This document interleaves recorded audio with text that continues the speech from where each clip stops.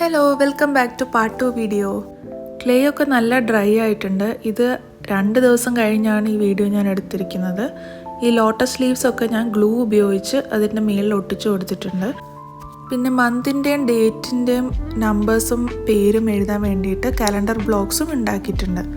ഇനി നമുക്കിതിന് പെയിൻറ് ചെയ്യണം. അക്രിലിക് പെയിൻറ് ഉപയോഗിച്ചാണ് ഞാൻ പെയിൻറ് ചെയ്യുന്നത്. ഫസ്റ്റ് ബേസ് കോട്ടായിട്ട് വൈറ്റ് കളർ അക്രിലിക് പെയിൻറ് കൊടുക്കണം. ഒരു 2 കോട്ട്സ് എങ്കിലും മിനിമം കൊടുത്തിരിക്കണം.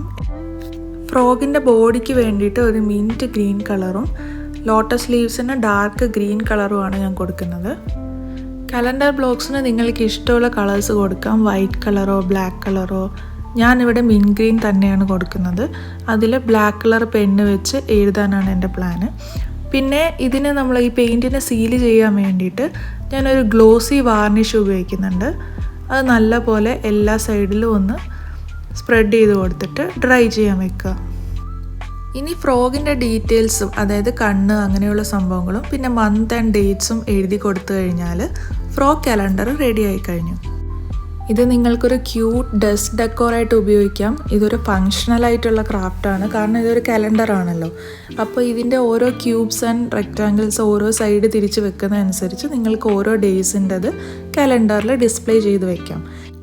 ഇതേപോലത്തെ നല്ല ക്രാഫ്റ്റ് ഐഡിയാസ് കാണണമെന്ന് ആഗ്രഹമുള്ളവരാണെങ്കിൽ എൻ്റെ ചാനൽ സബ്സ്ക്രൈബ് ചെയ്യുക. അപ്പോൾ അടുത്ത വീഡിയോയിൽ കാണുന്നവരെ ബൈ.